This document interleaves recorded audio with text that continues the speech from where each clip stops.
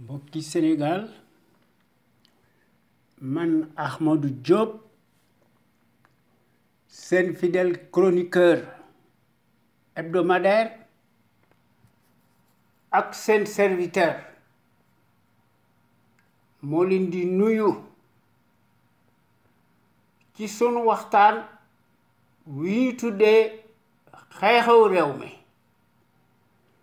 ma leen koy defal bu soobee yàlla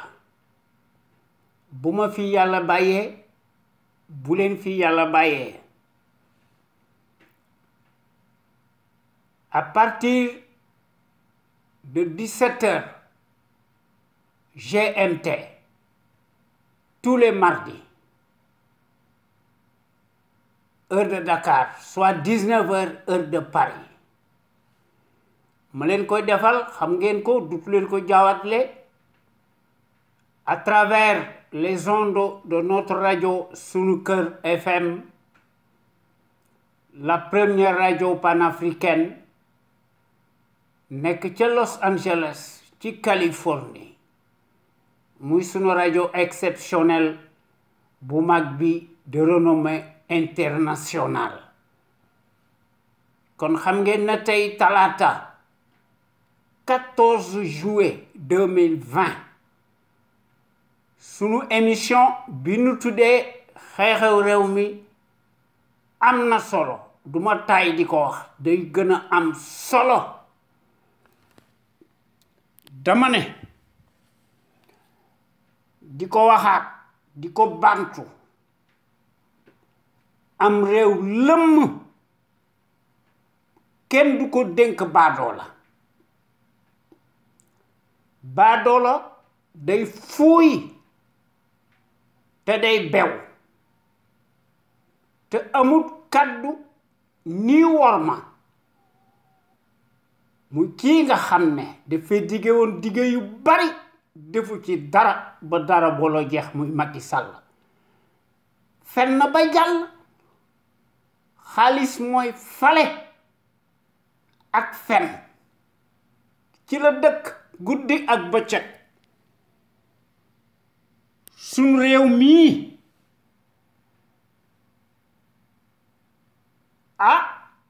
ñépp de dañoo jaaxle moom de ci li mu nekk rek ci la nekk day taafantaloo coronavirus bi boo xam ne daf ko servir d'alibi muy tere lépp waaye nag day def politique ci suuf démb konte wut tey jii mooy konte waaw day tere un état de droit bi mu doon latoo 2012 fàtte na ko yoonam nekku ci workat loolu mooy ADN am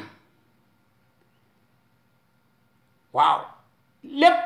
lépp lay tere alors que bi fi Abdoulaye Wade nekkee son bienfaiteur waxam bari na te workat bu mag la te doo ko wor te dafa fuuy ci la dëkk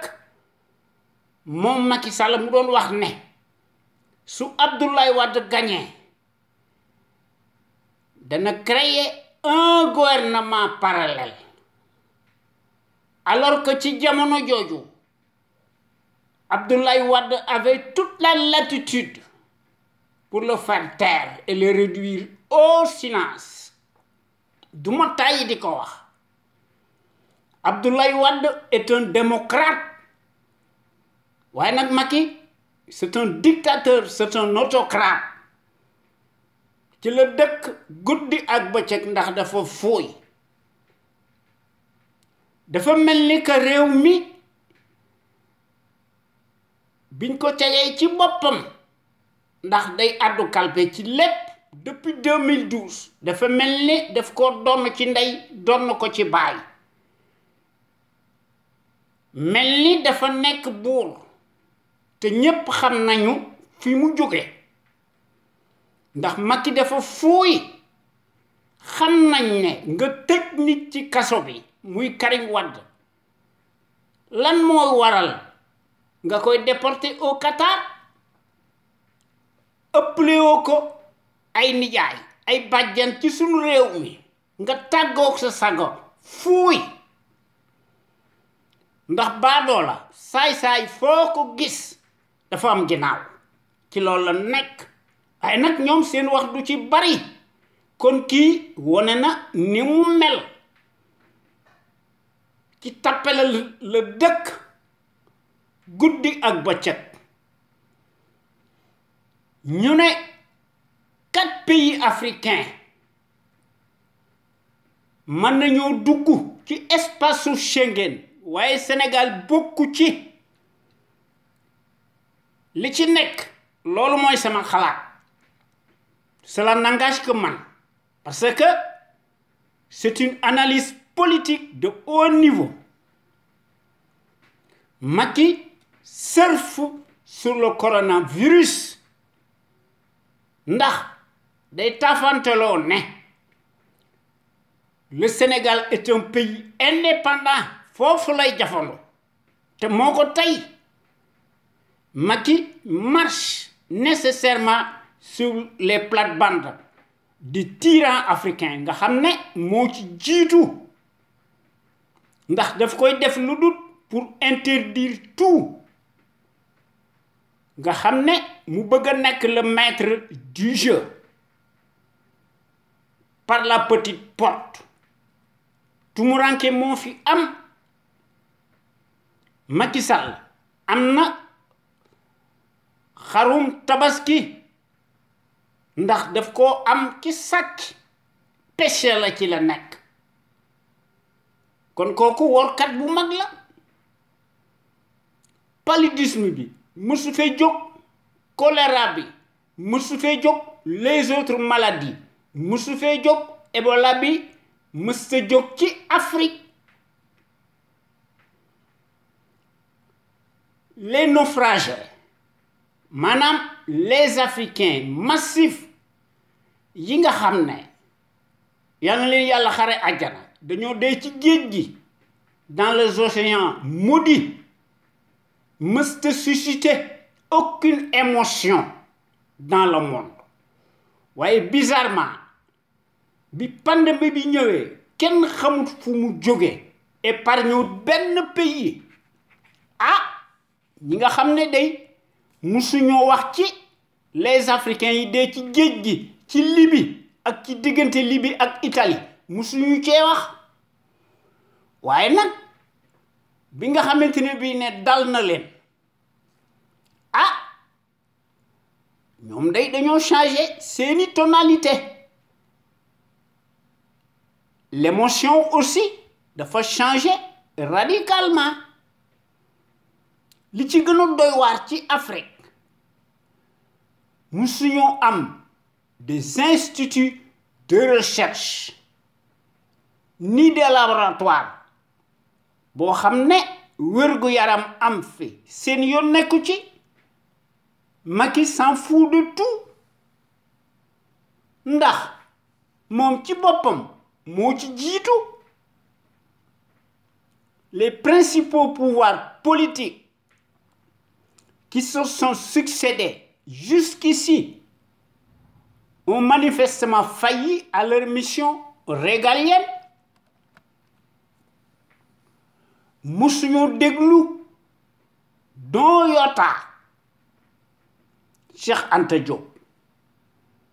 le kamit panafricain grand savant scientifique égyptologue historien le plus élevé de tous les temps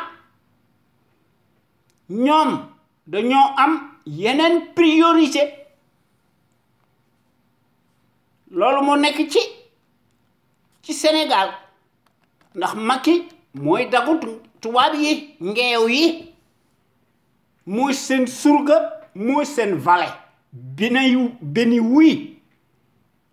waaye nag bi mu toogee ci siis bi dafa tàggoog sagoon de ndax dafa indi ces justiciers soumis et hors ordre yoo xam ne musuñoo nekk ci yoon wu baax dañuy xam noppi ñu leen di jox ndigal ñuy sëgg di ko utiliser nekk ñu lu dul le jouet aux attaches d'un malfaiteur boo xam ne day jaawaatle stratégie ak malfaisance ci la nekk waaye nag suñ réew mi depuis 2012 ba tey jii mbilim lacc li fi am mooy des procès présumés judiciaires interminables, cataclysmiques, surréalistes à sens unique badalo bi di ci def des surenchères yoo xam ne moo koy jiite bëggut séparation des pouvoirs. Macky Sall dafa takk répp mësta set benn yoon xam na ko procès politique yooyu procès judiciaire yooyu présumé dañoo am des soubassements politiques yoo xam ne de bas étage ndax Macky bëggut contradiction bëggut dàggasante bëggut un état de droit waaye ñi nga xam ne dañuy sàcc nekk dans son enseigne franc-maçonnique maanaam les vrais coupables plus takk répp circulent librement en toutes circonstances et en toute impunité à ciel ouvert ci digg Ndakaaru yoonam nekku ci loolu moo tax mu dekkal sacré yi boo xam ne dafa nekk une cour de répression de l'enrichissement illicite moo nëy berel loxo gën a laate bew décret présidentialiste lëndëm kurus une cour martiale unique au monde digne de la Stasi, conflit d'intérêts manifeste qui est totalement illégal juridiquement, moralement, cliniquement et politiquement, une arme politique de guerre confiscatoire à la démocratie et aux libertés fondamentales de conscience. Kooku mooy gis-gisu le prédateur tonitruant, clinquant, autocrate de la mécanique des décrets présidentialistes inflationnistes ci la nekk guddi ak bëccëg mësta nangu le suffrage universaliste ci la nekk muy latoo coronavirus bi la pandémie mortelle. Au Sénégal, les hôpitaux sont des mouroirs à ciel ouvert. Le dictateur qui nous tympanise nos oreilles à longueur de journée, en toutes circonstances et en toute impunité, muy réquisitionner sa cohorte de canailles ak moom ci boppam ñoom ñépp ku ci feebar lu néew ko bari ils se font soigner en France avec les deniers de l'État bi ñuy sàcc badoolo bi di ko sàcc di leen ko jox moo tax ñu koy gërëm ci loolu la Sénégal nekk ndax Macky sa parole mës sa jar dara ba dara booloo jeex. Macky Sall est un absolutiste Machiavel traître, teigneux dans l'âme jusqu'à l'abîme. Le multimilliardaire des postes de nomination, multirécidiviste, est plus riche que le président des pays développés. Xam ngeen ne Macky Sall amut benn déontologie politique ni de près ni de loin. Sunu Sénégal gii les ignares nekk fi di tàngal nit ñi parce que xam nañu ne 70% de la population sénégalaise xamuñu lu constitution moribonde bi di wundu ak li muy wax ndax ñun dañuy telli moo tax li fi nekk rek di fi nekk kon en lieu et place d'un gouvernement du peuple par le peuple et pour le peuple li fi nekk kay mooy un capharnaüm ou un amas de cafards et de vers de terre tribaliste baveux qui koy jiite muy le caïd putschiste clinquant clanique né l'homme de la surcharge pondérale dit l'entonnoir colonial ou le caniche de l'Occident né de Kobandoum de la démesure et la débauche muy Macky Sall dont l'immoralité n'échappe plus au commun des mortels par sa lâcheté inégalable nga xam ne bés bu yàlla sàkk sans trêve depuis 2012 au soir malheureusement day jox ndigal ay dunguroom maanaam son assemblage de godillots ñuy wote di sëgg di def des lois iniques confiscatoires à la démocratie et aux libertés fondamentales kon Macky bu fi démocratie amoon à l'épreuve des faits Macky s'éterniserait en prison pour le reste de sa vie ñu jox ko des circonstances aggravées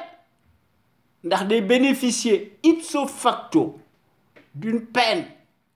incompressible et immanquablement de 30 ans et plus pour multicrimes financiers, économiques et perte de ses droits civiques supposés.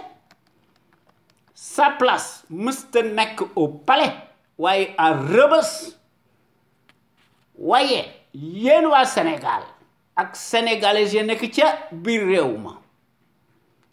maa ngi leen di nuyooti te di leen sant te di leen gërëm te di leen sargal ci déglu bi ngeen ñuy déglu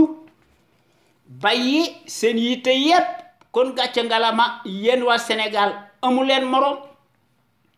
maa ngi nuyu aussi tous les Sénégalais et Sénégalaises de l'extérieur les expatriés yéen ñépp maa ngi leen di gërëm te fàttewuma aussi nos auditeurs ak suñuy auditrices góor ak jigéen mag ak ndaw te fàttewuñu kenn te noo ngi sant bu baax les meilleurs sentinelles ci Sénégal nga xam ne gor yi te nu bokk ci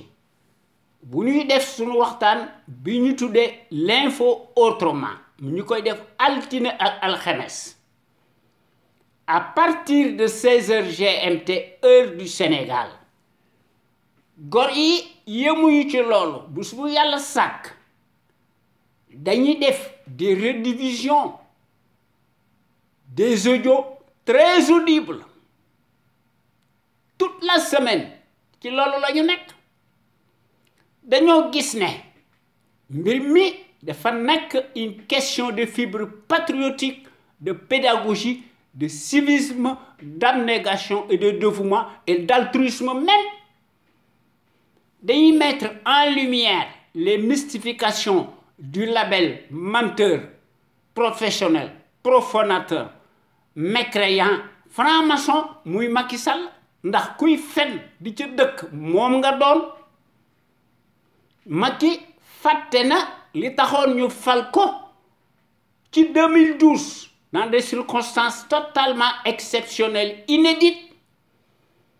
à cause de notre étourderie généralisée à l'échelle nationale gis nga lim nu jural kii amul kàddu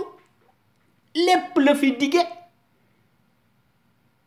waaye les minables kleptocrates des horloges agitateurs traîtres teigneux amul benn mérite te amul benn scrupule te maanduwut te dafa jubadi amul benn lueur d'humilité peu ou prou mënu ko couvrir xam na ko dans son fort intérieur qui est totalement en pétréfaction il le sait lui-même Macky Sall est un accident de l'histoire. Macky Sall est plus dangereux qu'une enzyme. Toute sa politique daf ko teg ci ay tappale muy yónni di gën a yónneeti ces justiciers politiques yoo xam ne dañoo nekk ces armes de guerre confiscatoires à la démocratie et aux libertés fondamentales. waaye gor yi nga xam ne ñooy wax ci sunu rajo bu mag bi bu nu paree ci sunu waxtaan wi bi ñu tuddee l'info autrement samedi bu nekk gor yi dañuy tollanti ñu indi beneen waxtaan ñu tuddee ko en toute objectivité loolu doy dimanche bu nekk ci loolu la ñu nekk ñu indi benn waxtaan bu ñu tuddee la voix des jeunes maanaam baatu ndaw ñi ak yoonu ndaw ñi ñoom ñépp ñu ci def des réflexions remarquables yoo xam ne dañ koy prodiguer sénégalais yi ak sénégalaises yi à travers les ondes de notre radio Sunu Kër FM la première radio panafricaine nekk ca Los Angeles ca Californie muy sunu rajo exceptionnelle de renommée internationale. waaye ñun ñi nga xam ne ñoo nekk ci conscience patriotique pour le changement xam sa réew bëgg sa réew jariñ sa réew li nu bëgg daal mooy ñu doole soit fi un état régalien boo xam ne bi fi Mamadou Dia nekkee amoon na fi waaye bi mu fi jógee ak léegi dara amatu fi li fi amoon na kus néew sax bi fi Abdoulaye Wade nekkee nga xam ne ñu ko daan ŋàññe pour un oui pour un non loolu jeex na fi li nu bëgg mooy un véritable contre-pouvoir libre indépendant souverain loolu la nu bëgg daggasante am fi bépp citoyen wala citoyenne boo xam ne gis nga loo xam ne jaaduwut nga di ko naqarlu jël sa plume di ko bind wala nga def ko audio te doo am benn l'épée de Damoclès boo xam ne mooy peser sur ta tête waaye baadoolo bi loolu daf koy tere offense la koy tudde voilà un traître tyran muy Macky Sall. Sans la liberté kenn mënta tabax dara lu jag waaye kii nga xam ne dafay wone ne moo nekk l'envoyé spécial colonial attitré en Afrique et accrédité à Dakar kenn demul mu des parce que ci fen ci la nekk guddi ak bëccëg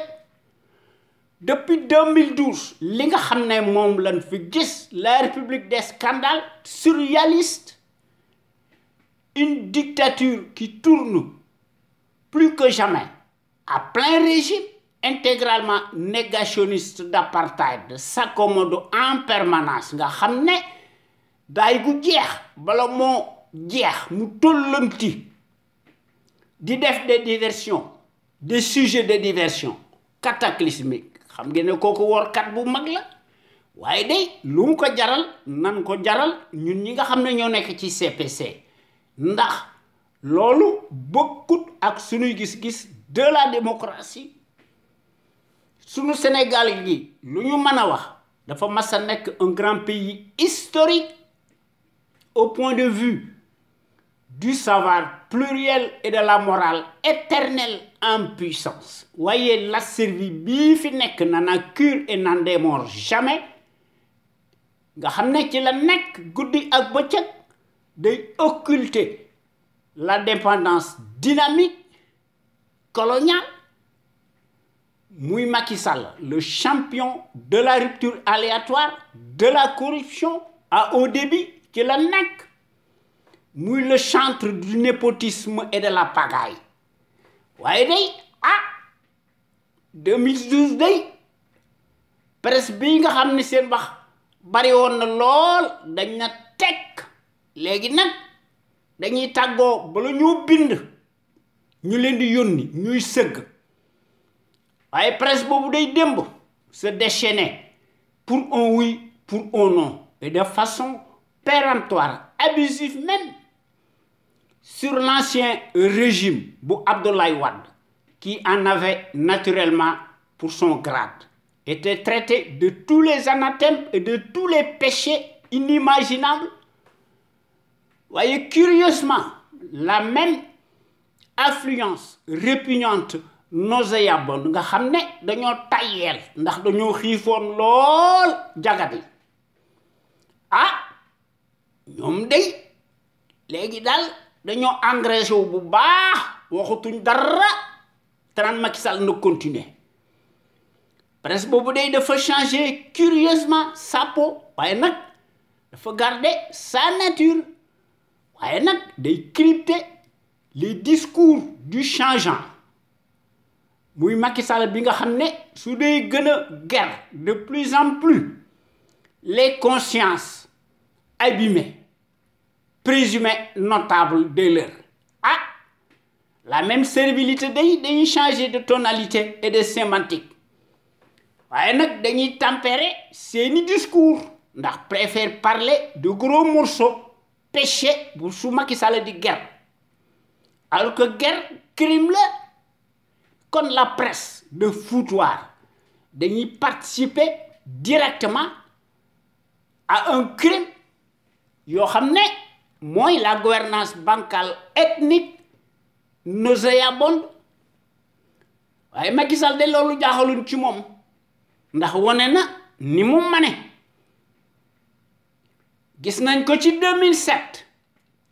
mu am le culot de voter sans daigner montrer sa carte d'électeur d'identité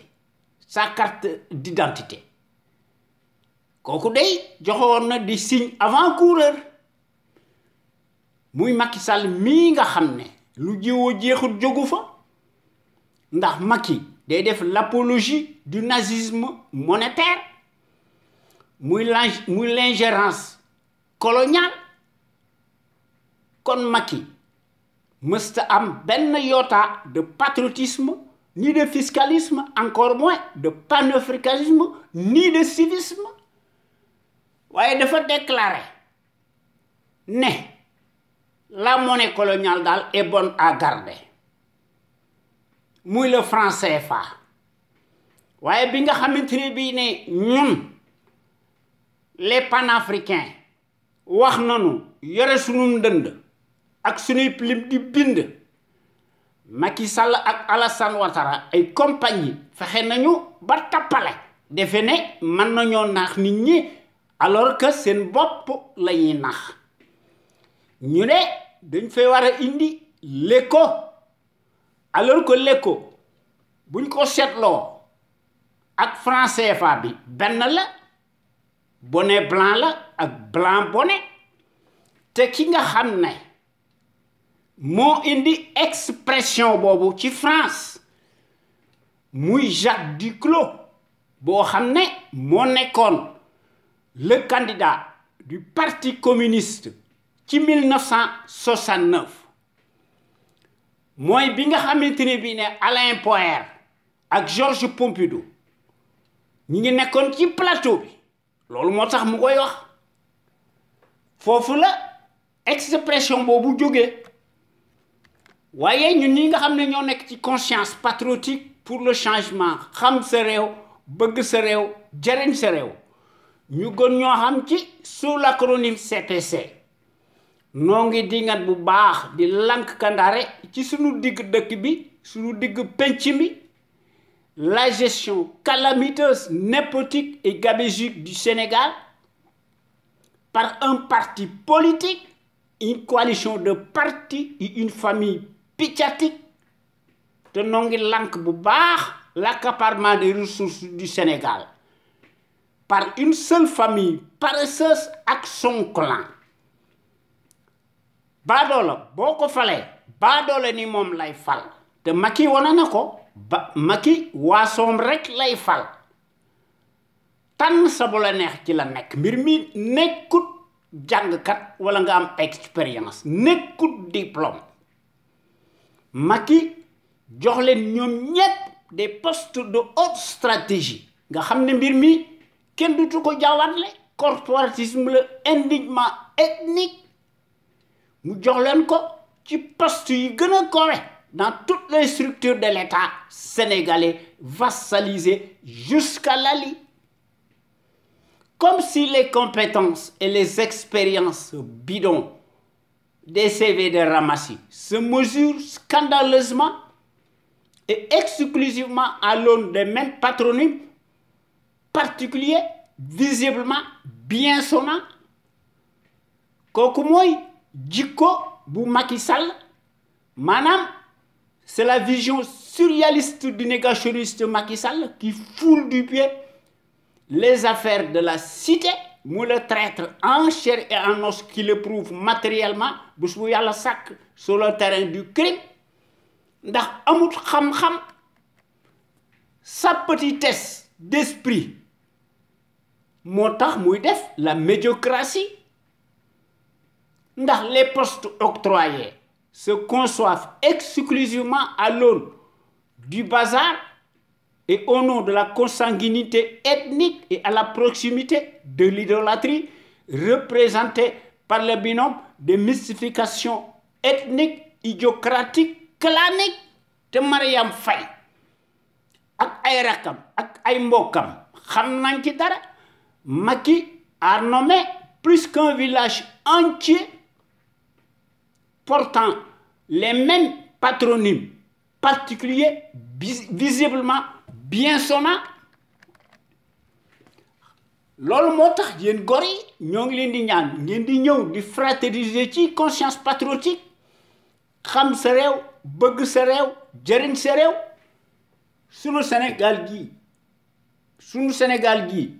Sunu Sénégal gi moo ci gagné ak sénégalais yi ndax bu nu bëggee mën nan ko capacité am na fi jàngkat yi ñi ngi fi ñu def ko dans le sens des progrès exponentiels ensemble nag tout est possible toutes les ressources humaines mi ngi fi waaye réew moo xam ne une minorité cartélisée ñu leen di ger ñuy def seeni loi sur l'ensemble de la majorité ñuy sëgg di ko nangu réew moomu de liñ ko teg dagan na ndax alxuraan dafa wax ne amut lenn loo xam ne mooy change ci ab dëkk su fekkente ne bii ne lu ñaaw lu nekk ci ñoom duñ ko dindi waaye suñu dëkk bi wax fi dëgg day indi musiba suñu réew mi lépp a ngi fi bu nu fexee ba nga xam ne ñi bëgg suñu réew mi moo ëpp fuuf ñu koy wor yaakaar nañ ne suñu Sénégal gi dana jëm ci kanam en tout cas loolu mooy suñuy principe ñun ñi nga xam ne ñoo nekk ci conscience patriotique pour le changement xam sa réew bëgg sa réew jëriñ sa réew ndax bokk nañ ci porte-drapeau étendard yi nga xam ne dañoo bëgg sunu Sénégal gi topp ci tànk yi nga xam ne ci le pays émergent yi nekke ndax ñépp xam nañ ne su fi notre rajo sunu kër panafricaine nekk ca Los Angeles te Californie su fi nekkutoon àdduna tukki toute critique bu gën a tuuti son auteur teg ko ci dëgg indi ci ay preuve yu leer naññe loo xam ne kenn dutu ko jaawatle daanaka daal kooku bala moo pare le tyran encombrant dana yónni ses tontons makkut ñu cueillir ko violemment ñu defal ko un mandat de dépôt presto illico waaye les fonctionnaires politicards mercenaires alimentaires dañuy xam noppi sëgg tëj seen gimi tous se transforment en sarabande de vers de terre yoo xam ne dañoo nekk les symboles maléfiques des traîtres baveux unifiés dans l'âme boivent sans répit le calice jusqu'à l'ali du haut de leur rang ndax dañuy dund ci mbaggum sunu réew mi en toutes circonstances et en toute impunité waaye nag li ci gën a doy waar dañuy naan kati jamtabe te li nga xam ne moo nekk ci Sénégal mooy li may wax ñii nga xam ne dañoo abonné wu ci grande bouteille de marque yi seen wax bari na te loolu mooy li nga xam ne semaine dernière am na presse bu ko wax te loolu ñépp xam nañ ko 52 000 bouteilles de champagne te champagne ñi koy naan ñan la n'écoute le sénégalais lambda n'écoute sénégalaise lambda ñi koy naan xam nañ ko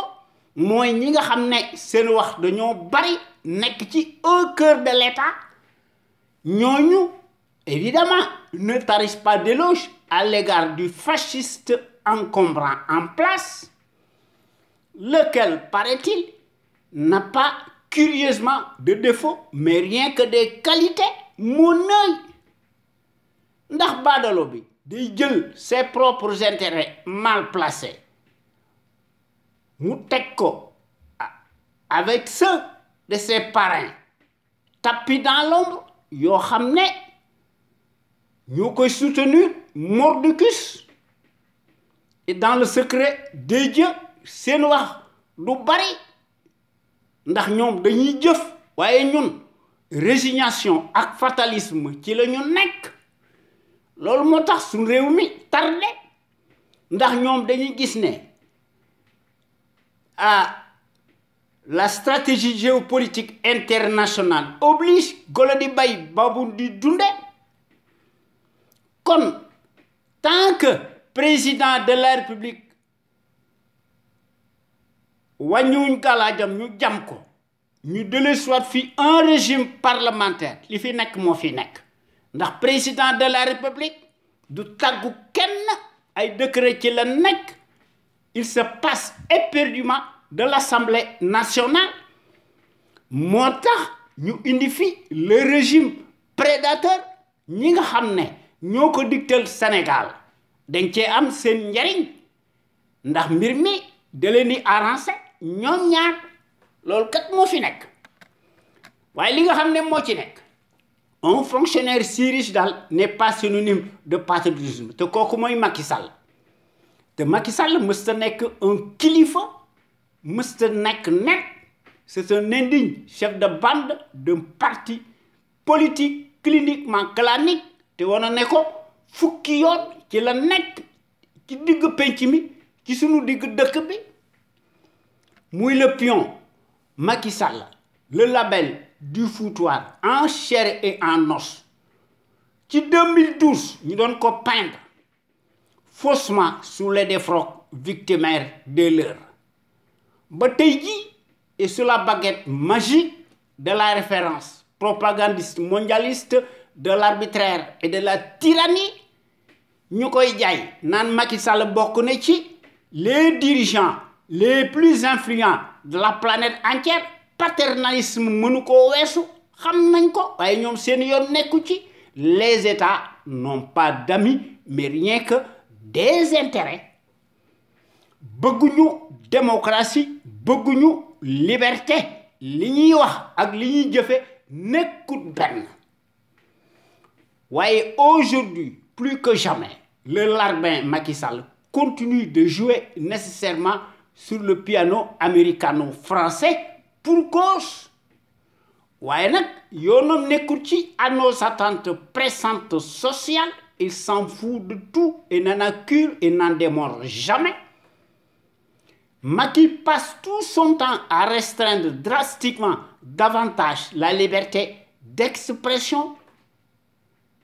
par des lois scélérates liberticides code des communications yemul ci loolu muy tollanti di gën a acheter de plus en plus les consciences abîmées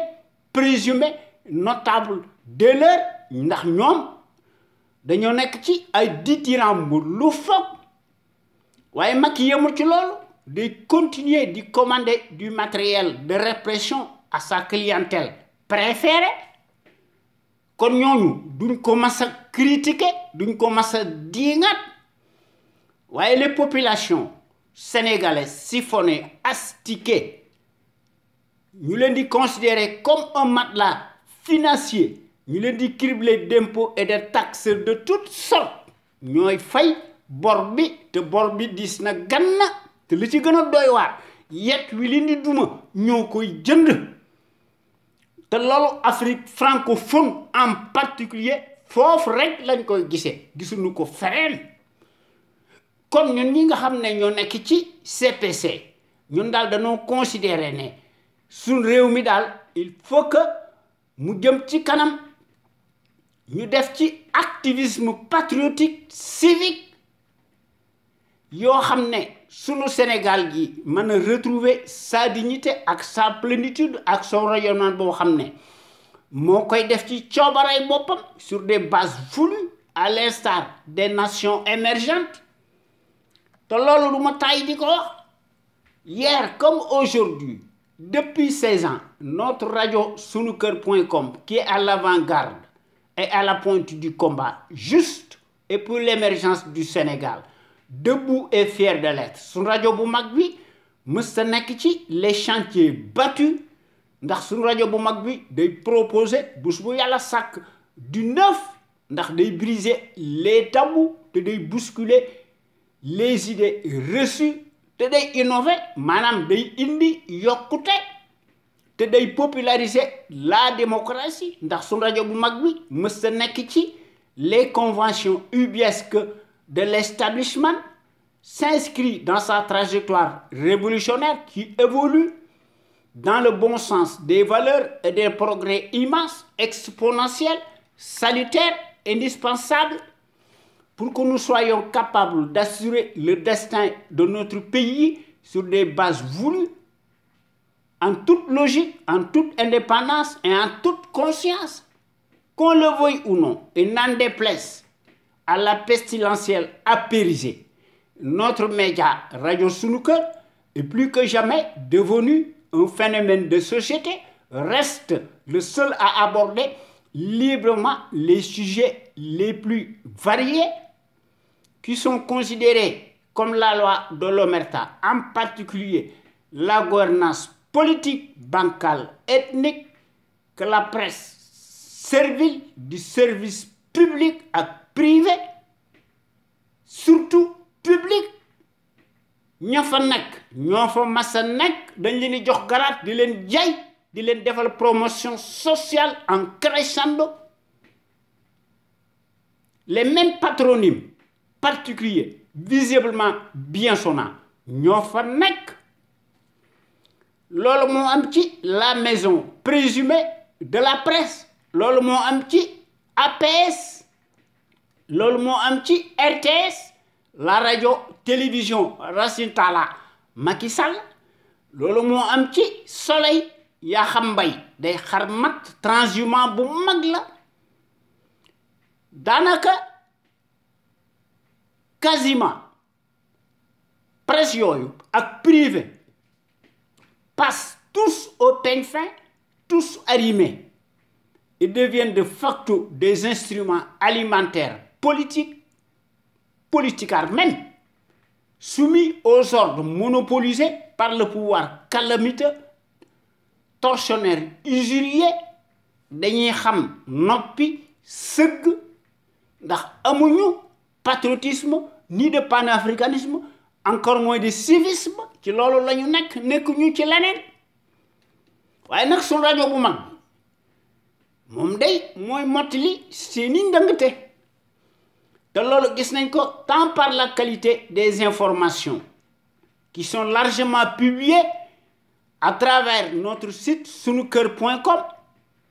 que par les analyses pertinentes des sentinelles sénégalaises nga xam ne ñooy wax ci suñu rajo bu mag bi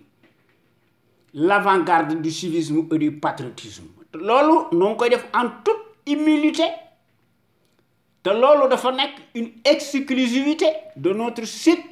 sunuker.com ak su rajo bu mag bi la première radio panafricaine de renommée internationale nekk ca Los Angeles ca Californie wax dëgg yàlla vous ne trouvez nulle part ailleurs de telles informations capitales utiles les plus importantes si diverses et variées par leur qualité éminemment prouvée surtout nag celle qui relève incontestablement de la géopolitique internationale, qui contraste parfaitement avec la platitude manifeste de la servilité en place, ñu nekk fi di daganal di gën a daganal le bilan si chaotique du négationniste ethnique révisionniste muy Macky Sall, et dont l'immoralité mal donne sans égal, exceptionnelle et substantielle à son taux d'ADN. Évidemment loolu jaaxalunu ndax lu jiw a jeexu jógu fa de la part d'un professionnel menteur, profanateur, mécréant, franc-maçon qui ment plus qu'il ne respecte. waaye sunu Sénégal gi lu mu mën a def du ci génn duñ ci génn. Sunu Sénégal gi su bëggee sortir la tête de l'eau ak ci mbënn mi ak ci guêpier infernal bi nga xam ne baadoolo bi mënu ko teg depuis presque 8 ans te ëpp na nu nu mën a def il faut que ñu régler le compte du traître en chair et en os ak ay dagam maanaam sa bande de fripouilles alignés leneen lu nu mën a def du jariñ dara waaye nag su rajo bu mag bi un panel d'intellectuels d'hommes et de femmes ñoom ñépp dañoo nekk de gros calibre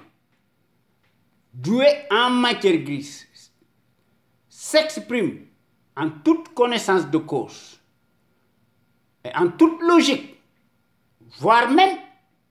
en toute conscience ñoom dañuy démontrer magistralement seeni capacité intellectuelle ñoom ñëpp dañoo nekk des têtes bien pleines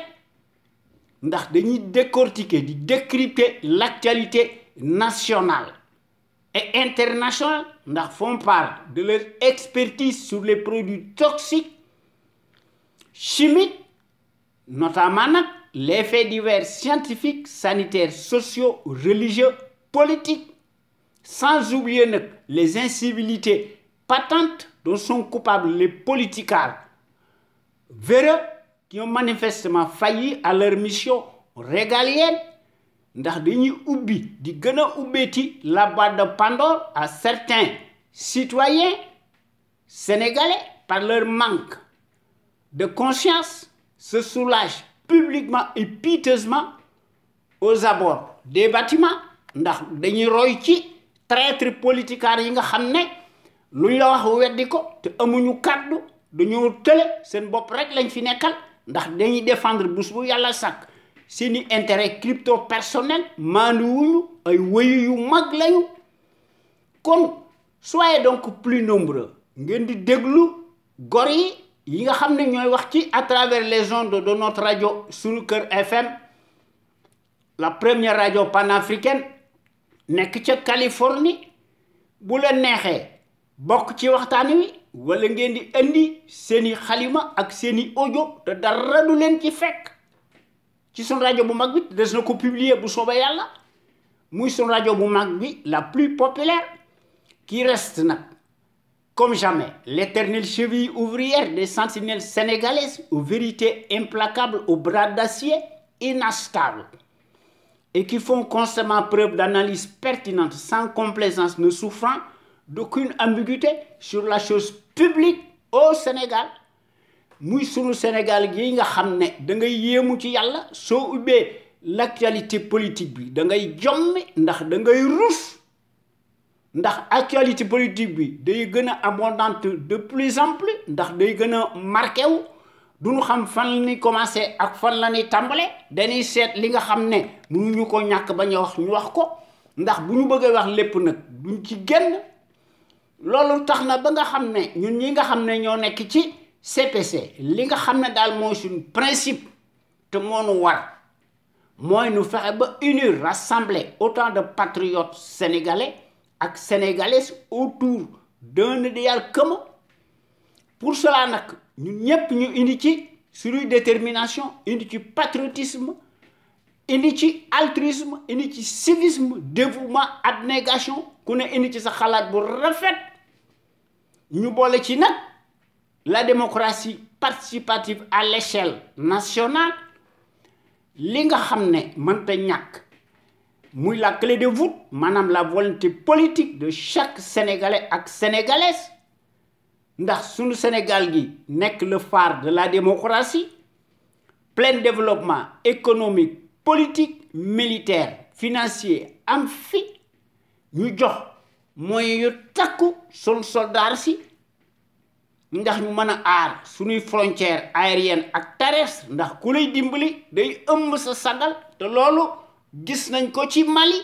bii nga xam ne fitna moo fa nekk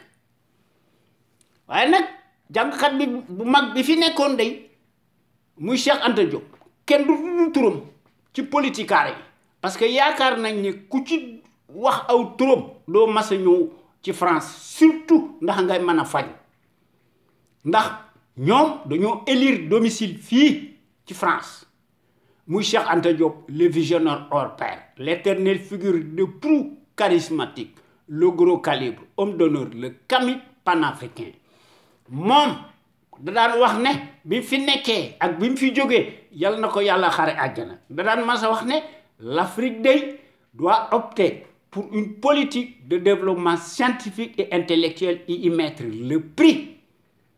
Sa vulnérabilité excessive des 5 derniers siècles est la conséquence d'une déficience technique. Le développement intellectuel est le moyen le plus sûr de faire cesser le chantage, les brimades, les humiliations. L'Afrique peut redevenir un centre d'initiative et de décision scientifique au lieu de croire qu'elle est condamnée à rester l'appendice, le champ d'expansion économique des pays développés. Voyez, baadoolo yi day seen yoon nekku ci ñoom ci accord de défense ci la ñu nekk ndax dañ cee am seen njariñ ñi nga xam ne ñoo leen ko digtal aussi dañ cee am seen njariñu bopp taxut ñu def ko pour aar réew mi dañ koy def pour aar seen askan ak seeni famille loolu moo nekk ci Afrique te loolu moo tardel Afrique te kooku c'est obsolète kon indépendance amu fi ay wax la rek ay slogan creux la un gouvernement du peuple par le peuple et pour le peuple ay tojange dong la loolu tax na ba nga xam ne duñu wàcc yoon wi nga xam ne ci la ñu nekk muy notre combat légitime. Il faut que nous réformions impérativement le régime présidentiel prédateur ñu remplacer ko par un régime parlementaire bi fi nekkoon bi fi Mamadou Dia nekkee leneen lu nu mën a def day nekk lu un coup d'épée dans l'eau kon suñu réew mi nañ ko gën a tabax remodeler waat ko ñu boole ci nag des principes démocratiques à l'appui ñu indi fi des institutions fortes inviolables respectées par des patriotes sénégalais et sénégalaises imbus de la fibre d'honneur. Bonne gouvernance irréprochable am fi ak un état de droit boo xam ne bu fi indiwaate le régime parlementaire président de la République day nekk lu dul un symbole te kon ci loolu il faut que ñu créer nécessairement les conditions obligatoires boo xam ne ñu am fi une véritable gouvernance politique, économique, saine, transparente, financière, boo xam ne day seet lu dul les seuls intérêts nationaux incessibles, supérieurs, légitimes de la nation sénégalaise. Pour toutes ces raisons nag wax dëgg yàlla il faut que ñu teg ci suñu bopp réew mi de véritables sentinelles sénégalaises impartiales, charismatiques, de manière qu'elles soient en mesure de créer une impulsion dynamique, pérenne. Cela étant, il faut que nous cultivions le patriotisme, la démocratie, la justice sociale, la justice, l'éthique, l'équité, l'unité nationale en fait, sécurité en fait, te lu ci manqué dara du xew. waaye ñun ñi nga xam ne ñoo nekk ci CPC daal te loolu duñ ko wàcc ndax ndox du bàyyi yoonam. Il faut que nous gën a yokk l'étendard de nos valeurs. Pour cela, nous devons nous inspirer et puiser dans le trésor inestimable de nos valeurs hommes d'honneur yoo xam ne sufi yu mag lañu dañoo màndu ñoom musuñu yore paaka musuñu yore gobal ñu tëdd ci sunu digg dëkk bi ñu jàngale seen xam-xam ci sunu université yi ci sunu collège yi ci sunu daara yi ak ci sunu école primaire yi te bu ñu fàtte aussi sunu jàmbaar ju mag ji muy Lat Dior Ngoné Latyr Diop l'homme de la résistance armée notre héros national kenn demul mu des ndax dafa combattre farouchement et héroïquement l'armada coloniale pendant 24 ans malgré la supériorité numérique et matérielle des envahisseurs. Lat Dior Ngoné Latyr Diop a versé son sang et marqué d'une empreinte digitale sa vie, a livré des combats acharnés, sans merci, combats yu metti face à l'armada du colonialisme repoussant. Lat Dior Ngoné Latyr Diop, notre héros national, tomba sur le champ de l'honneur, les armes à la main, à Dekele, le jeudi 27 octobre 1886, avec 2 de ses enfants majeurs, muy Thiendella Niabass ak Sakhawar Niabass. Beaucoup de ces guerriers redoutables, ils laissèrent ce jour-là leur vie. Yal na leen Yàlla xale àjjana. Muy ci combat bu metti boobu nga xam ne moo xewoon ci Dekele. Ndax démb daal en tout cas ci Kajoor n'importe qui daal ne pouvait pas prétendre le titre de Damel di Kajoor ndax ci jamono yooyu daal soo bëggee nekk Damel di Kajoor il fallait avoir l'esprit du sacrifice et la capacité de résistance te da ngay am fitu gaynde te da nga war a nekk tenace waaw te da nga war a nekk góor wone ko ci digg penc mi ci digg suñu dëkk bi te da nga war a subir en même temps nag des épreuves d'endurance tout azimut te nag da nga war a combattre en même temps sur le terrain des hostilités te Lat Dior Ngoné Latyr Diop moo ko def à l'âge de 15 ans amul kenn koo xam ne def nga ko ci àdduna bu ndey wax dëgg rek waaye tey jii ci sunu Sénégal gii nga xam ne des temps modernes kenn xàmmeetu ko nos soi-disant présidentialistes de l'heure de la République nga xam ne c'est des monarques paresseux tous dañoo nekk daanaka des multimilliardaires par les raccourcis politiques des postes de nomination tànn sel bu la neex ki nga xam ne moo ci jiitu te motul kilifa muy sàcckat bu mag bii nga xam ne moo fi nekk di fuuy di utiliser lâchement les moyens de l'État nga xam ne ci la nekk ndax Macky dafa mas a wax ne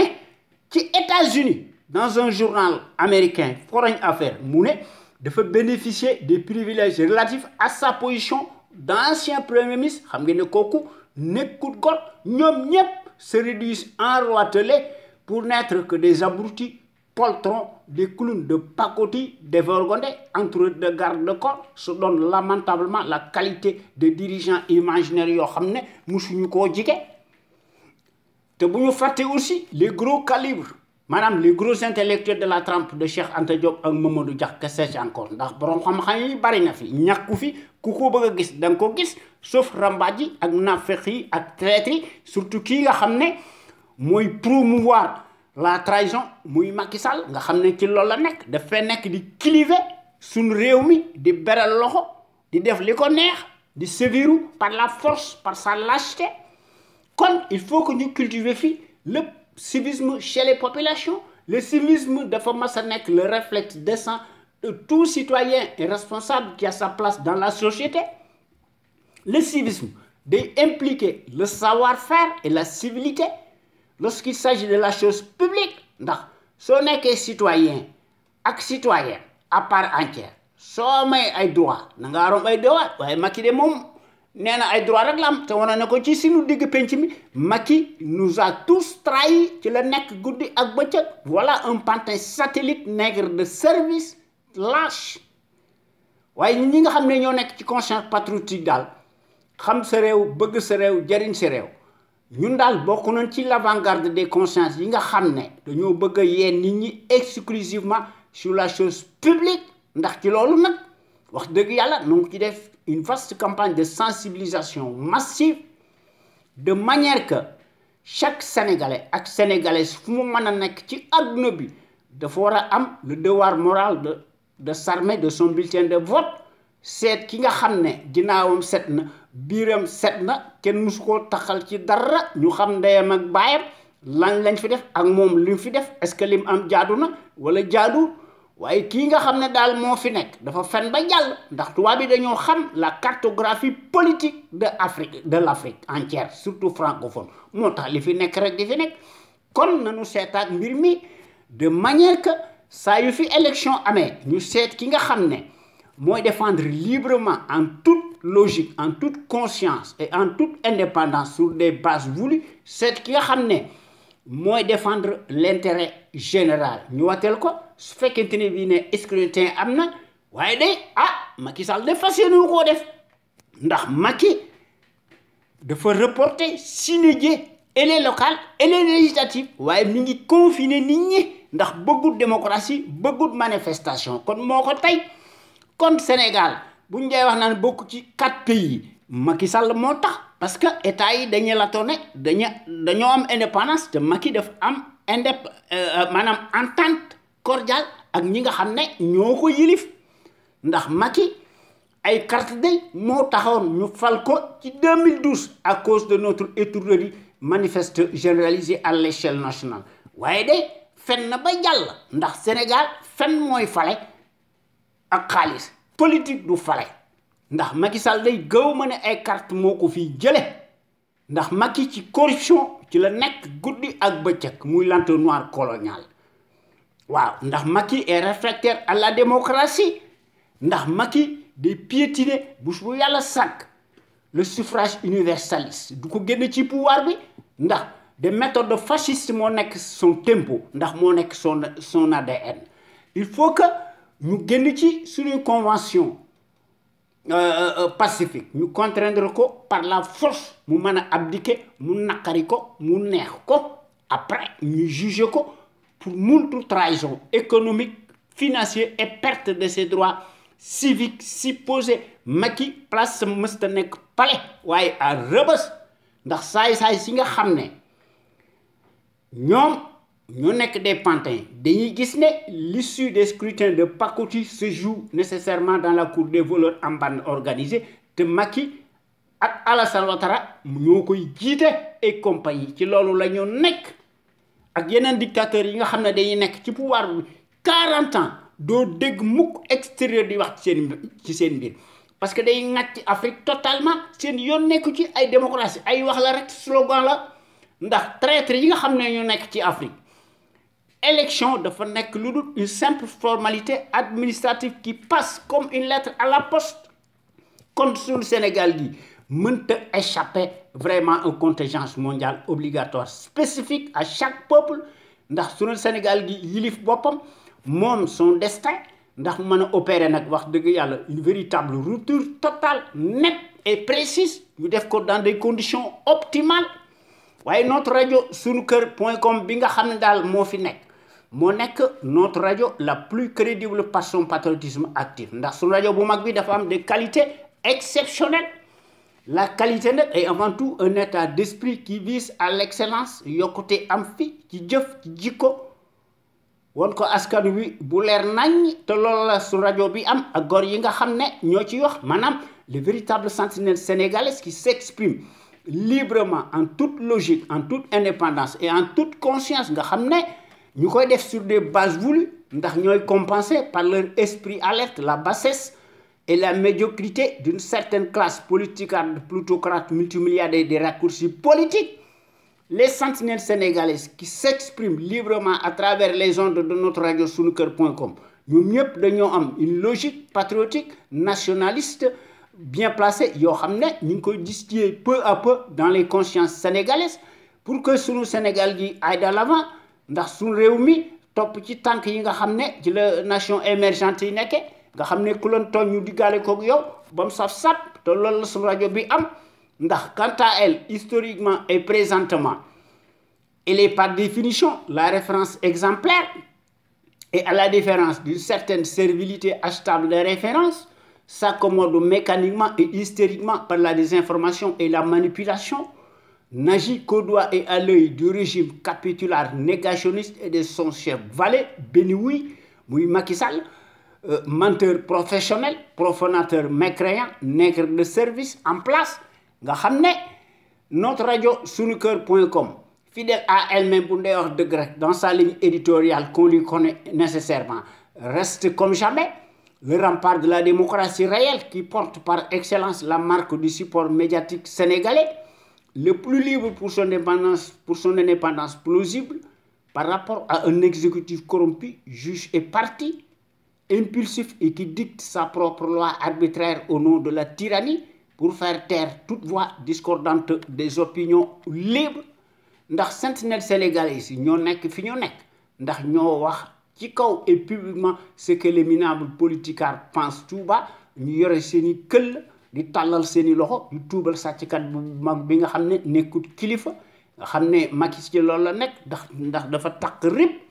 ndax sentinelle sénégalais yi nekk ñu fi rek di ŋàññi wala di sànni ay xeer wala di wax lu leen neex ndax bés bu yàlla sàkk nag dañuy proposer des solutions pérennes tangibles idoines ndax ñu mën a fait créer un véritable Sénégal émergent totalement opposé à celui des menteries inflationnistes fascistes ndax sentinelle sénégalais yi ñoo nekk fi ñu nekk amu ci kenn koo xam ne ci ñoom am nga benn complexe lu néew ko bari ñoom ñëpp dañoo am un savoir-faire un savoir-être un savoir productif actif bu ndey wax dëgg rek te yàlla tax kon nag tey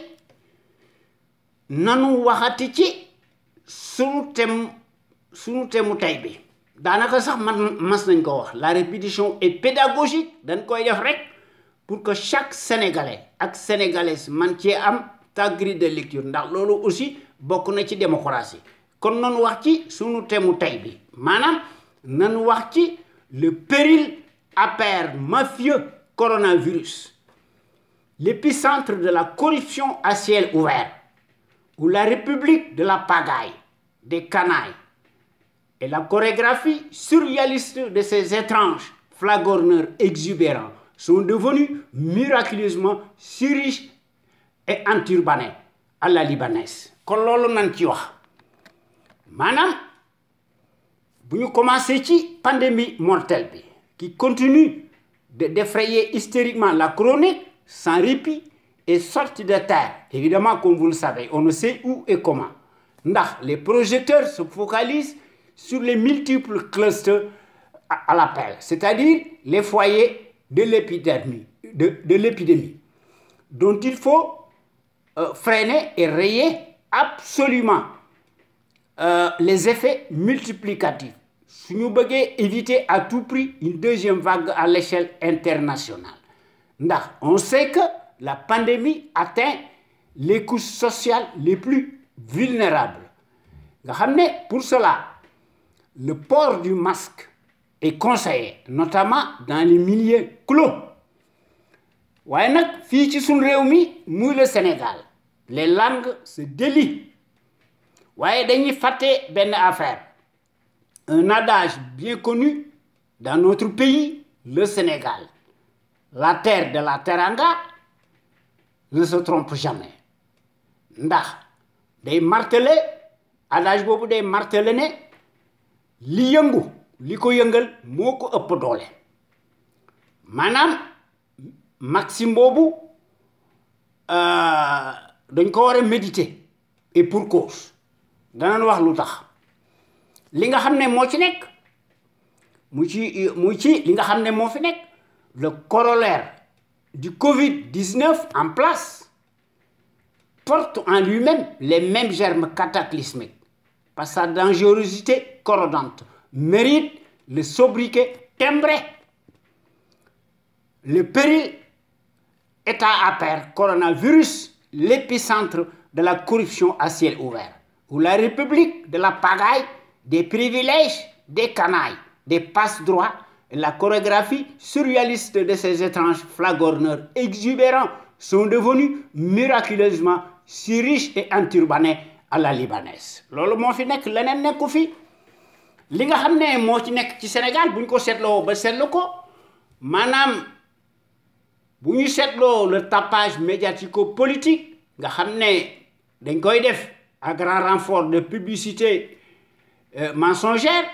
la République de la bambola moo fi nekk de la pagaille des rapines et des canailles unifiées tel un cordon ombilical fait partie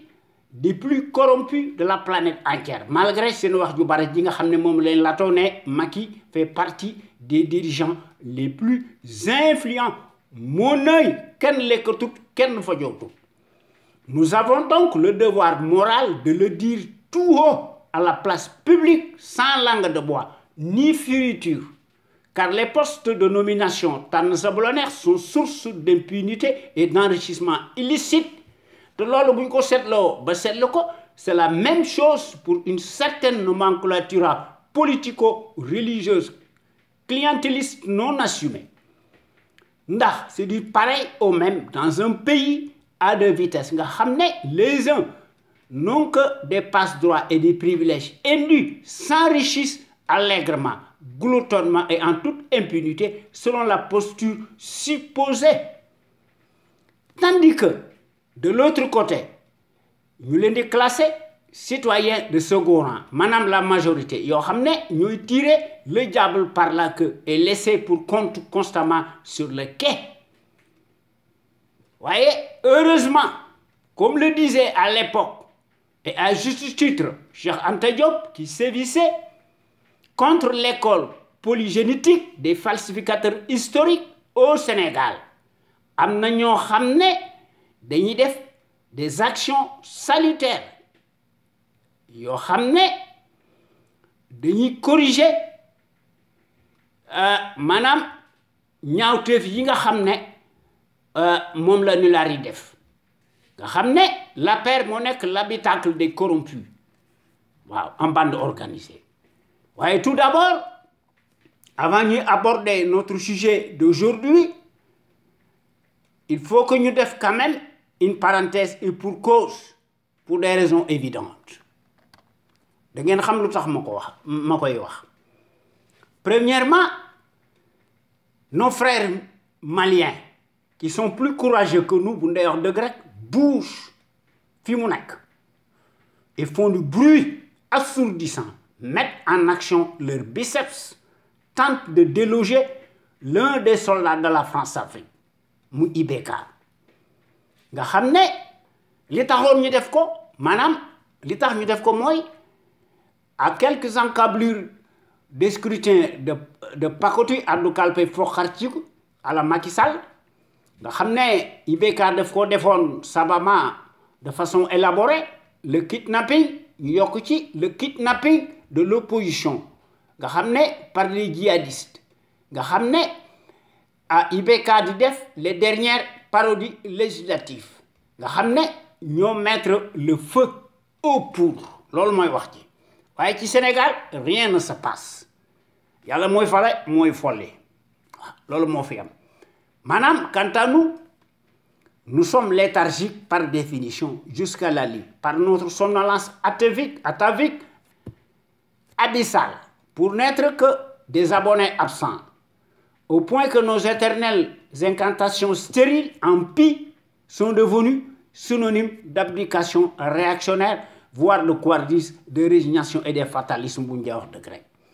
En vérité, dans une certaine mesure, un confessionnalisme à la libanaise s'est transposé peu à peu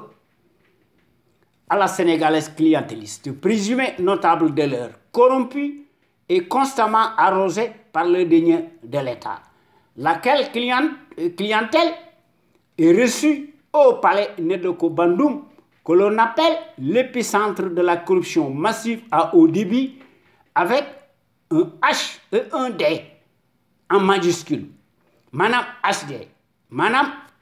à haute définition, nga xamné dans le secret le plus absolu, malgré sa respectabilité, Madame ñooñu dañoo am des entrées illimitées au palais des fétichistes. Madame m'aide le péril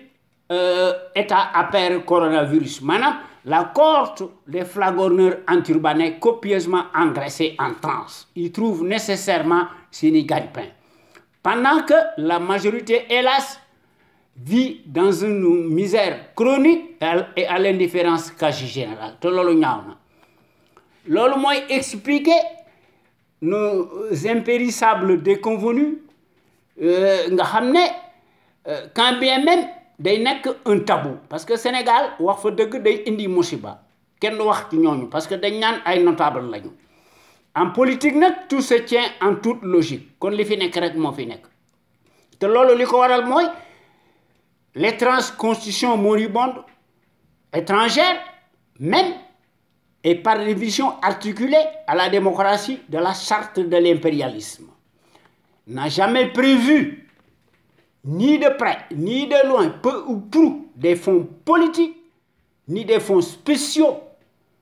ni une caisse de ce genre que l'on appelle intempestivement et impunément une caisse noire par ignorance te mbir mi liñ ci am takk mooy le poste de premier ministre au Sénégal nga xam ne Boun Dionne ci la nekk waaw moom dafa amoon son budget waaye kooku nekkutoon lu dul qu'un jouet du nulard monarque s'est gloutonnellement enrichi lamentablement dans des conditions scandaleuses yoo xam ne moo tax Macky arrivé au pouvoir par l'esclandre de ces milliards sortis de terre on ne sait où et comment ndax Macky bu ñu fàtte ne dafa supprimer ci coobarey boppam son assemblage de godillots maanaam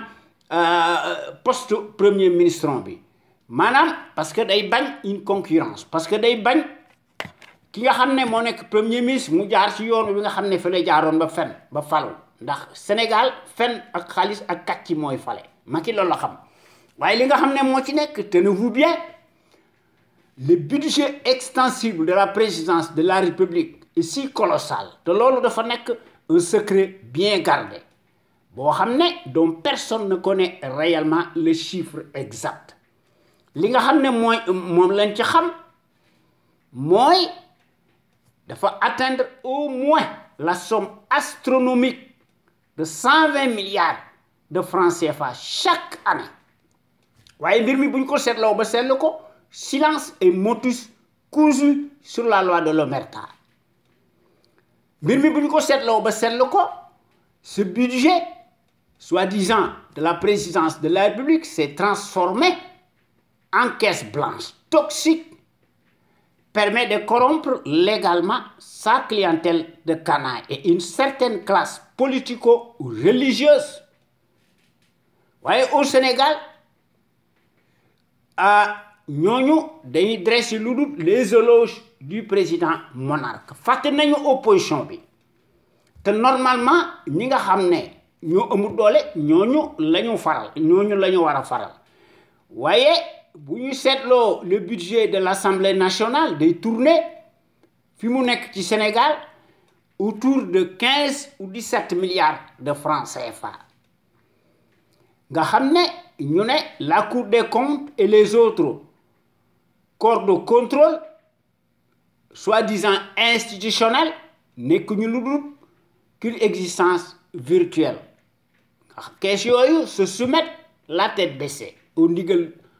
du monarque nga xam ne day àddu kalpe te loolu bu ñu ko seetloo ba seetlu ko c'est une spécificité sénégalaise et africaine abracadabrantesque surréaliste waaye loolu dafa wuuteeg France ndax le budget de l'Élysée est sous le contrôle de la Cour des comptes celui de l'Assemblée nationale est rigoureusement géré jusqu'au moindre centime d'euro waaw loolu moo am ci France moo tax ñu développé ndax ñoom ay patriotes lañu dañ koo am ci seen biir seen njariñu bopp la ñu défendre waaye Sénégal ak l'Afrique des faquins ci loolu lañ nekk dañuy àddu kalpe ñu leen di faral waaye par ailleurs bu ñu seetloo le code noir légalisé jadis par Colbert l'esclavagiste ministre du roi Louis XIV maanaam ñu tuddee ko le code noir nga xam ne est devenu nga xam ne tout noir est devenu par définition mauvais nga xam ne Colbert pour lui esclaves yi dañoo nekkoon ses meubles te loolu li ma ci am takk maanaam je n'en veux pour preuve li nga xam ne moom la ñuy wax ci adduna bi nga xam ne politiciens yi dañ koy répéter sans le savoir parce que amnésique ñoom ci seen bopp dañuy wax ne le marché noir travail noir caisse noire waaye mbir mi bu ñu ko seetloo ba seetlu ko l'homme de couleur que sais-je encore ci loolu lañ nekk maanaam ci noir rek te loolu doy na kii man l'homme de couleur kay yaakaar naa ne tubaab la pourquoi ñu naan l'homme de couleur loolu mooy waxi lan kooku amul sens terminologie boobu amul benn sens kon war nañoo créer ñun tamit suñuy vocabulaire ak suñuy dictionnaire yoo xam ne dañ koy daganal bu fekkente ni bii nag ay kilifa am nañ fi buñ ko defut li fi nekk rek moo fi nekk te li nga xam ne moo ci nekk sommes-nous vraiment du charbon noir parce que le charbon est noir ndax bu ñu seetloo la couleur marron kamit maanaam xam dafa changer sa peau pour devenir ñu ne blanche c'est-à-dire une couleur de circonstance c'est acclimaté selon la géographie tempérée extrêmement froide qui a duré 100 000 ans Cheikh Anta Diop moom la wax ci téere bu rëy boobu nga xam ne dafa ko tuddee Nation nègre et culture au point que le noir dafa perdre sa mélanine kooku mooy wane ne l'icône immortelle Cheikh Anta Diop auteur entre autres dafa bind téere yu rëy maanaam te bind na civilisation ou barbarie te boole na ci Nation nègre et culture ak yeneen pour ne citer que cela ndax Cheikh Anta dafa mas a wax ne si l'Africain ne s'était pas déplacé en Europe l'humanité serait homogène écrivait-il te moo wax dëgg ndax li mu wax amul kenn ku ko mën a weddi wala nga rambaaj wala nga naafeq waaye nag ñenn ñi dañ koy weddi waaye duñ ci teg dara maanaam l'homme blanc est-il donc vraiment blanc comme neige comme du papier blanc waaye li nga xam ne moo ci nekk le kamit bon teint garde toujours sa mélanine c'est la couleur de tous les jours n'a jamais changé de iota or selon Cheikh Anta Diop le savant kamit panafricain l'intellectuel de référence par excellence le scientifique égyptologue historien hors pair le plus tenace de tous les temps les anciens égyptiens ne se faisaient jamais appeler des noirs mais des kamits xam ou brûlés moom la Cheikh Anta doon wax kon nañu wax ci France qui est par définition une référence pour le Sénégal ndax ci hexagone les politiques de tous bords bu ñu bëggee am nekk ne dañoo nekk des références se réclament gaullistes patriotes mettent en avant et en exergue la capacité de résistance de leurs parents ou leurs arrière-grands-parents de sorte qu'ils émergent restent comme jamais dans la postérité et défraient la chronique waaye fii ci sunu réew mi hélas on marche sur la tête ndax soo affiché ton appartenance nga ne Lat Joor mooy sama maam par le sang direct kooku c'est source de ringardise et de péché sauf soo déclaré ne nekk nga arrière petit-fils des fondateurs confrériques religieux ci Sénégal autrement dit ci Sénégal gi nga xam ne dafay perte ay valeuram les médiocres qui sont toujours à l'honneur ont tous la culture de la trahison dans le sang te Macky moo ko jiitu ndax loolu moo nekk ADN am je veux dire de la trempe du valet autocrate boo xam ne ci loolu la nekk maanaam ci boppam rek ci la nekk nekkul ci leneen ndax l'autocrate moo nekk la référence cataclysmique boo xam ne mooy séviru de rigueur au Sénégal te loolu c'est étrange voilà donc l'étrange face cachée de la teranga clivant effarant fataliste résigné par définition à ciel ouvert et à la renverse waaye li nga xam ne moo ne ci suñu dëkk bi wax ji bari na saaga yi bari na te ki nga xam ne moom la ñuy saaga muy Lat Joor Ngoone Latyr Diop te loolu dana am ci nit wax ndax nit ñi dafa mel ni que bi fi Macky Sall ñëwee ak léegi seen wax bari na lu leen neex wax ndax Macky dafa bëgg a wax ne dafa am du sang torobé ba pare bëgg a wax ne El Hadj Omar maamam la te am na historien falsificateur yoo xam ne ci loolu lañ nekk moo tax ñenn ñi nga xam ne dañuy saaga nekk ci di ko daganal te loolu ñaaw na kon nan wax ci Lat Dior Ngoné Latyr Diop et l'épidémie de la haine viscérale des tribalistes te mbir mi buñ ko seetloo ba seetlu ko ndax aussi bizarre que cela puisse paraître certains adeptes tribalistes mal informés mal intentionnés nga xam ne dañoo nekk des négationnistes nihilistes de la tête aux pieds par la haine viscérale nga xam ne ci loolu la nekk veulent à tout prix inverser le cours de l'histoire au Sénégal, sévissent sur Internet et tentent d'entancher ou de salir la mémoire du dernier Damel du Kayor, muy l'homme d'honneur, le résistant hors pair, qui a livré plus que d'autres des combats acharnés, sans merci, durant 24 ans. te amul kenn koo xam ne def nga ko ci Sénégal ci ñi nga xam ne ñoo yor ay armes parce que ci Sénégal démb dans l'histoire du Sénégal d'hier képp koo xam ne jëlal nga sa arme tubaab bi fàdd na la moins d'1 an te Lat Dior Diop moo ko def keneen defu ko fi. Voyez les ignares unifiés dans l'âme qui sont apparentés des tribalistes de la débauche investis dans l'art de la démesure nga xam ne et des boules puantes dañuy indi des invectives insultantes qui leur collent à la peau jusqu'à l'abîme, charcutent, dénigrent, sans discernement ni moralité, aucune ni remords, crachent inconsciemment, tranquillement et gratuitement, honteusement, sans vergogne, leur venin, s'acharnent indignement contre Lat Dior Ngoné Latyr Diop, l'homme d'honneur, le résistant aux âmes bien-nées. te dans le cas d'espèce ñi nga xam ne ñoo ci wax maanaam seuls les esprits étroits, tordus, chevaleresques, incantatoires sont les plus bavards, représentés par l'escarcelle d'une certaine caste d'intoxiqués, de malfrats, timbrés, surexcités, chauffés, grincheux, vindicatifs en mal de publicité ou de notoriété, dignes de colporte de pareille légèreté, se réclament entre les lignes une parenté douteuse, lointaine, approximative avec Coumba Ndoffène Fama Diouf.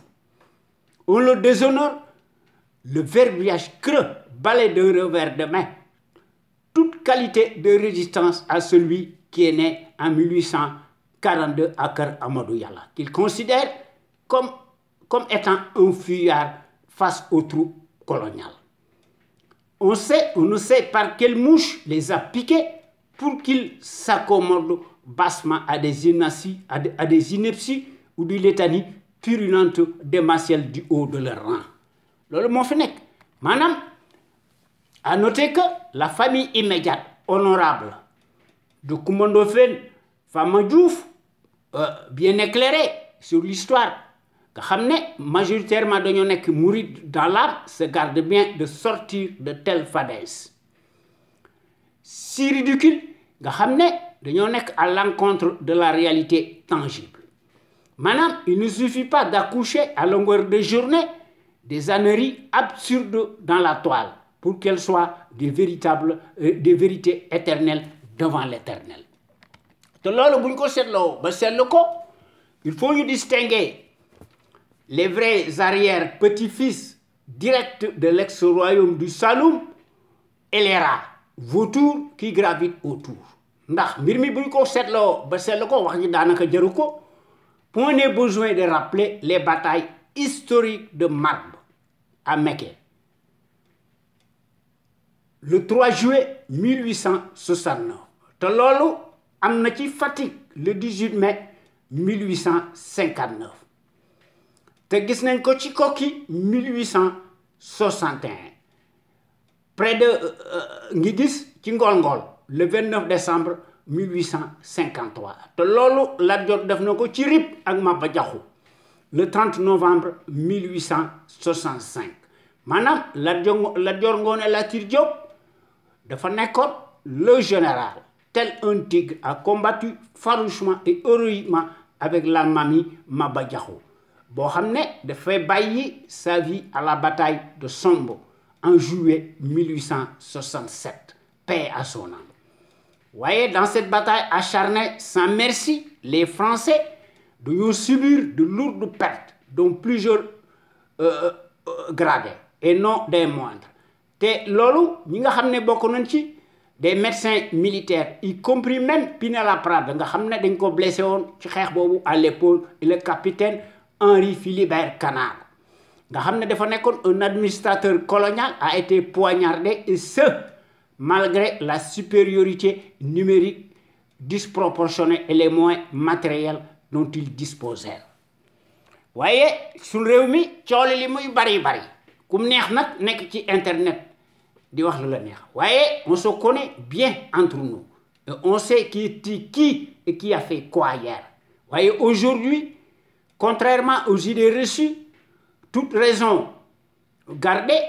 les contenus dans les réseaux sociaux, en particulier Wikipédia, demeurent dans une certaine mesure plus que jamais des tribunes à ciel ouvert, à tout vent. Nga xam ne des fake news nga xam ne ne sont pas de l'argent comptant, nga xam ne n'importe quel farfelu, s'il le désire, peut raconter sans crainte des ragots à gogo et s'exprimer librement sans qu'on puisse les vérifier tant soit peu. Loolu moo am ci internet.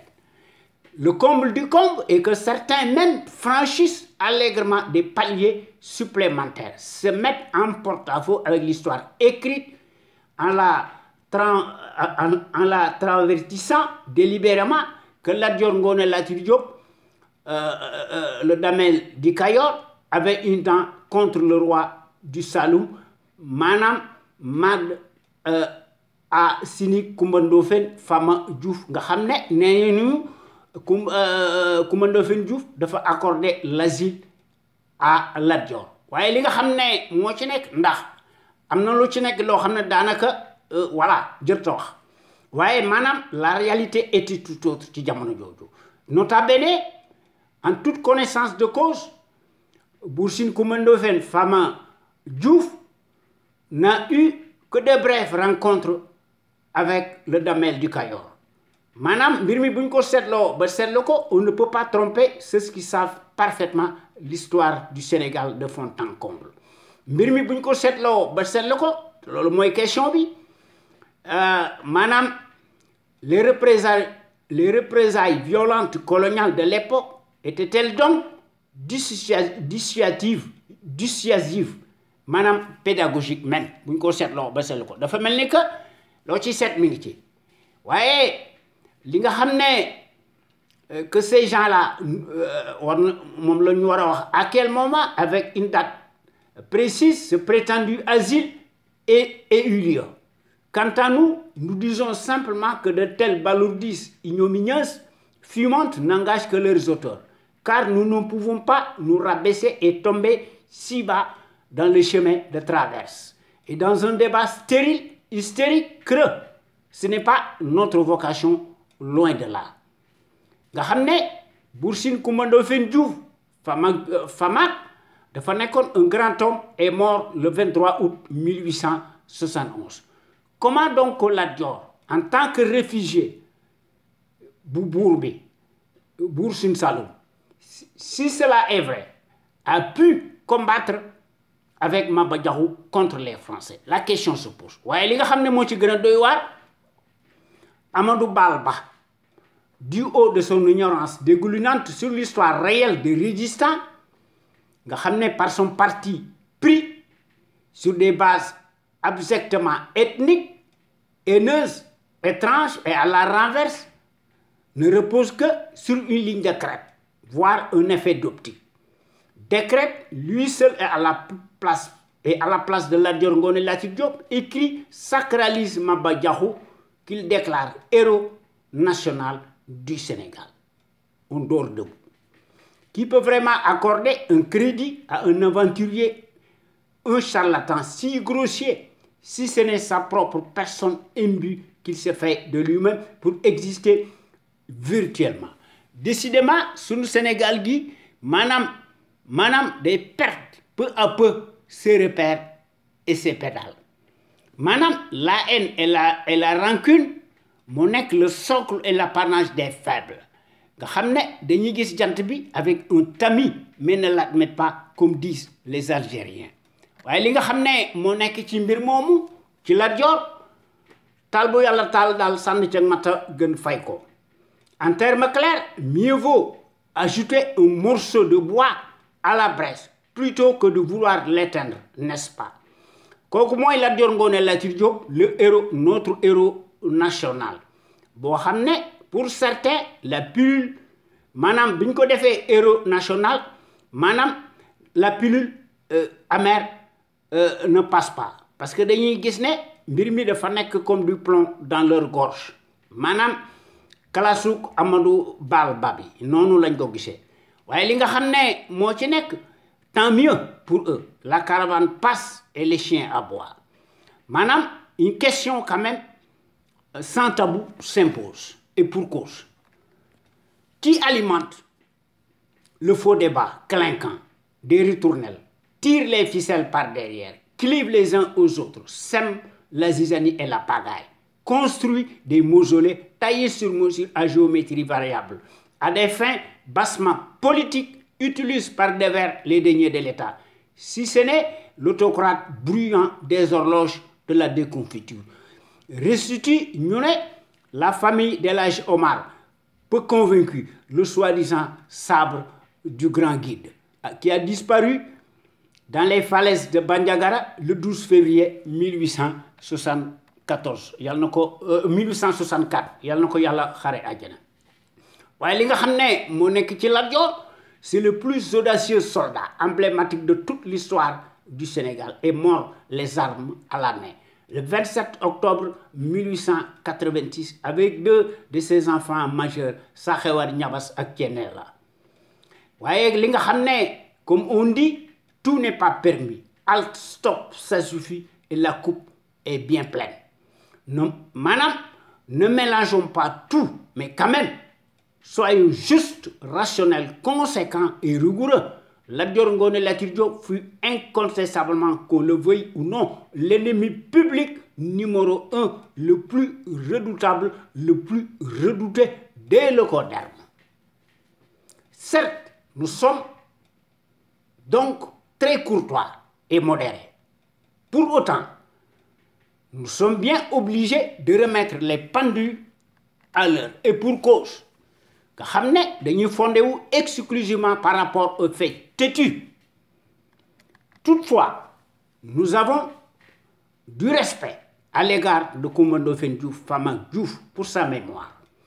nga xam ne le héros national naturel du Sénégal mooy Lat Joor Ngoone Latyr Diop fut inévitablement le plus considérable le plus coriace de tous les temps parmi ceux qui prirent les armes contre le colonialisme français durant toute sa vie dafa prouver ndax dafa laisser sa marque digitale par son courage et à l'épreuve des faits indiscutable par sa résistance inégalée inégalable maîtrisa le terrain s'impose héroïquement dicta sa loi ses valeurs guerrières contre la volonté coloniale qui elle-même a reconnu de marbre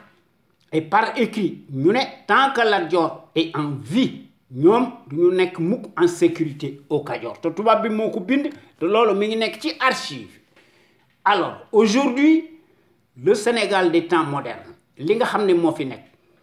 les falsificateurs historiques défroqués et illuminés tentent orbi et urbi de souiller la mémoire de Lat Joor Ngoone Latyr Diop face à Coumba Ndoffène Diouf à qui ils attribuent des qualités faussement supérieures maanaam bi nga xamante ne bii ne sous l'ère du fétichiste putschiste clinquant clivant encombrant qui est arrivé au pouvoir par accident à cause de notre étourderie généralisée à l'échelle nationale on a tout vu et vécu n'importe quoi parce qu'il promeut la culture de la trahison la division à travers sa presse corrompue charrie des charniers de mensonges de plus en plus pimentés. Est-ce donc un hasard ou un accident? La question se pose. Man noonu la ko gisee ndax certains prétendus historiens opportunistes arrivistes de la débauche s'érigent lamentablement en docteurs spécialistes négationnistes de la désinformation et la manipulation tout azimut qui sont très proches de Mariam Faye et Macky Sall himself nga xam ne ñu attribuer ñaar ñooñu du sang royal. Maintenant, certains falsificateurs qui ont déjà franchi le Rubicon depuis belle lurette inventent de toutes pièces une lignée Torobé imaginaire aux vallées de l'Occident, allant jusqu'à le considérer comme un arrière-petit-fils direct de la Géomar. Ce qui est quand même fort de café. Ndax li nga xam ne moo xew ci sunu Sénégal gi est tout simplement surréaliste. D'une part, désormais, il convient donc de rétablir la vérité historique et d'autre part, de grâce, nous devons rendre à Lat Dior Ngoné Latyr Diop, notre héros national, ce qui lui revient. Cela étant, fermons la parenthèse. Madame, loolu daal moo am ci Sénégal. Décidément, sunu Sénégal gi des temps modernes. Nga xam ne ici méconnaissable contraste avec son passé historique glorieux, d'autant plus que la qualité de notable se mesure aux éloges de la tartufferie. Et loolu am na lu ma ci bindoon ci le 20 septembre 2013 ma intitulé sama article bi La République de Lascar, multimilliardaire, des nullards et des médiocres. waaye en toute humilité laa koy wax ndax j'ai beaucoup écrit de contributions à l'appel nga xam ne contribution yooyu bu ñu ko seetloo ba seetlu ko di wax dëgg sont toujours d'actualité pressante te inventé wu ma dara ndax les faits marquants parlent d'eux-mêmes et pour cause. Et d'ailleurs, je salue au passage le juriste Seybani Sougou, la célébrissime, indomptable plume alerte, dite la grosse pointure à l'endroit ne mâche pas ses mots, pèse bien ses mots, écrit de marbre, sans langue de bois, ni fioriture à la place publique, le Sénégal, la République est à terre, n'est jamais à son coup d'essai. C'est un véritable redresseur des consciences et un soldat intrépide contre la malgouvernance et ses méthodes indignement fascistes jusqu'à l'os. Loolu lañ fi gis ñu fi leen maanaam en toute humilité li nga xam ne moo nekk ci Sénégal jaaduwul ndax ci Sénégal lu neex waay wax ndax bi nga xamante ni bii nii au lendemain du coup d'état contre Mamadou Dia pour protéger les intérêts français, Senghor, le putschiste historique nga xam ne où l'homme des Français c'est autoproclamé le poste de président de la République nga xam ne dafa éjecter le colonel Amadou Fall chef d'état-major des forces armées ci jamono jooju mu remplacer ko par Jean-Alfred Diallo. Depuis ce jour-là jusqu'ici malgré son apparence d'armée dite républicaine soi-disant équidistante au nom d'une neutralité discutable et sous le faux prétexte d'éviter une instabilité politique ne repose que sur une ligne de crête maanaam loolu moo fi nekk waaye li nga xam ne moo ci nekk bu ñu ko seetloo ba seetlu ko la réalité est que l'anarchie de l'oligarchie militaire compte plus de 30 hauts gradés supérieurs que nécessaire. Dans une certaine mesure, apparaît ne joue en réalité que son rôle de supplétif pour exister. nga xam ne c'est toujours rangé du côté de l'exécutif, s'engraisse et plaint de plus en plus de galons et de façon abusive. loolu moo nekk ci Sénégal waaye loolu boo ko waxee àdduna tukki li nga xam ne daal moo ci nekk gaa ñi maa ngi leen di jox rendez-vous incha allah talaata prochain ci sunu émission bi ñu tuddee xew-xew réew mi ñu leen koy defal à travers les ondes de notre rajo Sunu Kër FM, la première radio panafricaine nekk ca Californie muy sunu rajo exceptionnelle bu mag bi de renommée internationale jërëjëf.